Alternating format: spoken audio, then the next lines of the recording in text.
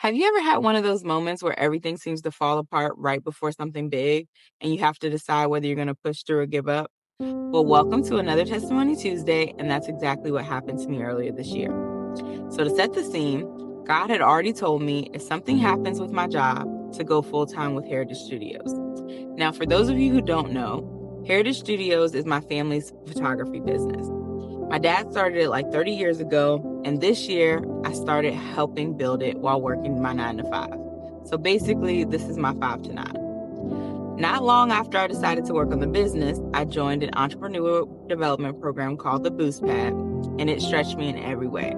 I was learning finances, business plans, pitching, and all of this while still balancing work and life. So we're going to fast forward to our final event, which was a 5-minute business pitch competition.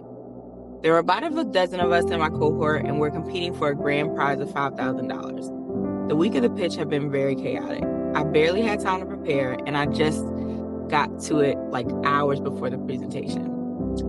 Then, as I was preparing, I got some really tough news. I almost completely lost focus, but something in my spirit said, worry about that later. Focus on your assignment now. So I did. I prayed, I pushed through, I presented, and when they announced the winners, second place was called, and then they said my name. I had won the grand prize. And get this, one of the judges had actually used our business years ago and vouched for us in the delivery room. God had literally planted someone in the position before I even arrived. That moment reminded me, when God gives you an assignment, He already aligned the resources, the people, and the favor you need. All you have to do is show up. As one of my favorite scriptures says in 1 Thessalonians 5:24, the one who calls you is faithful and He will do it.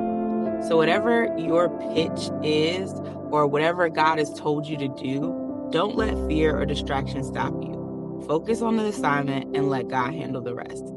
I hope this inspires you to keep pushing. And as always, remember, God loves you and He's looking forward to hearing from you soon.